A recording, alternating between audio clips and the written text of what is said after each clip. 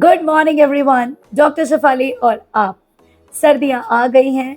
यदि हम exclusive breast milk करते हैं फीड तो हमें दिक्कत नहीं होती, क्योंकि उसका टेम्परेचर ऑटोमेटिकली उसी बॉडी टेम्परेचर पर होता है जितना बच्चे को चाहिए। दिक्कत होती है सर्दियों में या इस बदलते मौसम में, जब हम करवाते हैं या तो एक्सप्रेस्ड ब्रेस्ट मिल्क, मतलब हमने ब्रेस्ट मिल्क को निकाल के रखा है, या फिर हम करवाते हैं फॉर्मूला फीड। तब हमें समझ में नहीं आता, क्योंकि फीड कराते कराते एटलीस्ट 10-15 मिनट तो लग जाते हैं, और उतनी देर में ही कटोरी चम्मच से यदि फीड कराते हैं तो वो दूध हो जाता है ठंडा। बॉटल फीड भी यदि कराते हैं तो भी बच्चा 10-15 मिनट लगाता है, कभी छोड़ता है कभी लेता है, तो भी ठंडा हो जाता है। तो सबसे पहला सवाल दिमाग में यही आता है कि इसे ना तो गैस पे गर्म कर सकते हैं, ना अब इसे किसी और तरीके से गर्म कर सकते हैं, तो किस तरह से बच्चे को फीड कराया जाए कि उसके पेट में ये ठंडा दूध ना जाए। इसका तोड़ है कि आप इसे गर्म करने के लिए एक बड़ा बोल लें।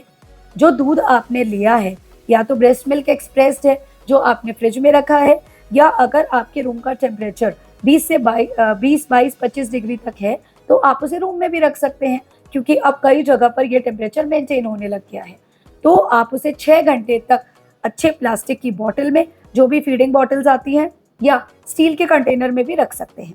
जब फीड कराने की बारी आई, तब हमें सबसे पहले चेक करना है बैक ऑफ द हैंड पे दूध को डाल के कि ये तो ठंडा है। कभी भी उसके अंदर फिंगर इंसर्ट नहीं करनी, इन्फेक्शन जाएगा, जर्म्स जाएंगे, जो ऑलरेडी मैं एक शॉर्ट में आपको बता चुकी हूँ।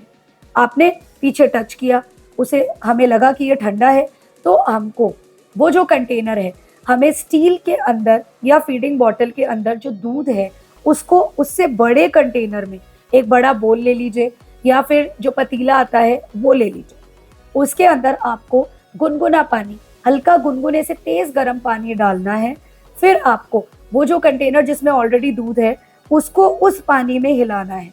धीरे धीरे आप 2-3 मिनट तक जब उस गर्म पानी में उसको हिलाएंगे तो ऑटोमेटिकली इवेपोरेशन, कन्वेक्शन, कंडक्शन से, ये सारी प्रोसेस से जो हीट एनर्जी, जो गर्म पानी बाहर की तरफ है, वो धीरे धीरे हीट वेव से अंदर वाले दूध को भी गुनगुना कर देगा।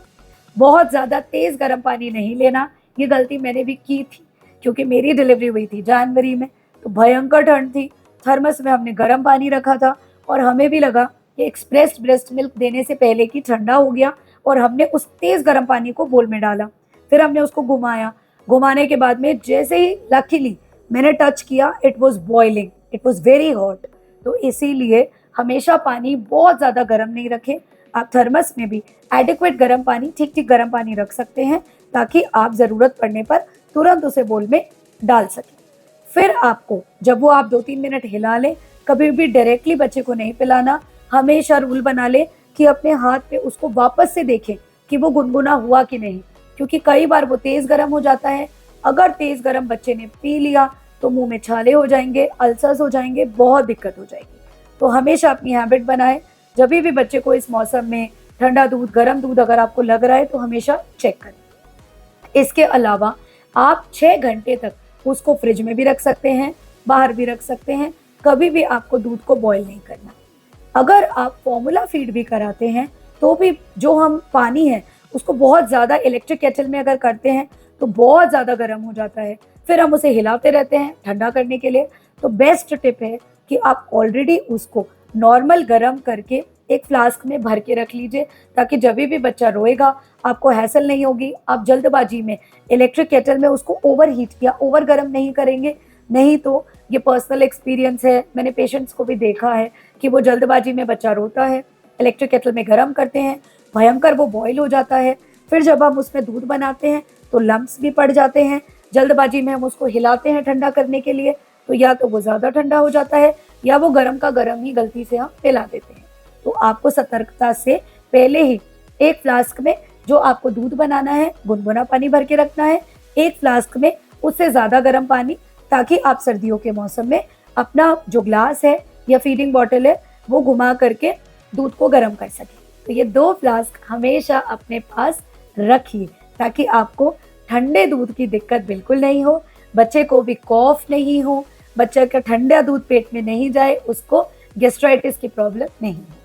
एक और टिप कि जब भी आप उसे दूध पिलाते हैं, हमेशा बिब लगा करके रखिए ताकि ये जो दूध गिरता है इससे उसको अल्सरेशन नहीं होगा। अगर उसे बॉटल फीड कराते हैं तो जो आगे की निप्पल है उसमें दूध पूरा भरा हुआ होना चाहिए। कई बार उसमें ढंग से हम हल्का सा टिल्ट करते हैं, आधा दूध निप्पल में रहता है, आधी एयर रहती है, तो भी एयर बच्चे के पेट में जाती है और उसको गैस्ट्राइटिस ज़्यादा कराती है। तो ये टिप्स आप अपने बच्चे को दूध पिलाने में फॉलो कीजिए, आपको दिक्कत बिल्कुल नहीं आएगी। ढंग से बर्प कीजिए तो बच्चे को इंडाइजेशन बिल्कुल नहीं होगा।